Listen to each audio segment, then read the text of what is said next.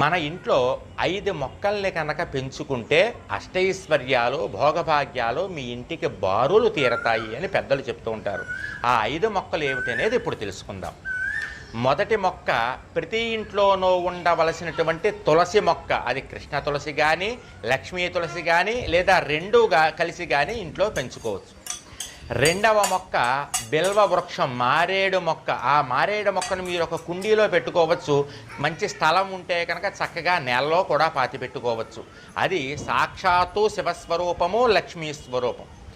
మూడవ మొక్క పెద్ద ఉసిరి, అంటే చిన్న చిన్న ఆకులు ఉండి ఇంతంత ఉసిరికాయలు కాసి చేదుగా ఉంటుంది చూసారా ఉసిరికాయ, దాన్ని అమలక వృక్షము అంటారు. ఆ చెట్టు కూడా మీరు కుండీలో పెంచుకోవచ్చు, లేదా మీకు మంచి స్థలం ఉంటే కనుక స్థలంలో పాతుకోవచ్చు.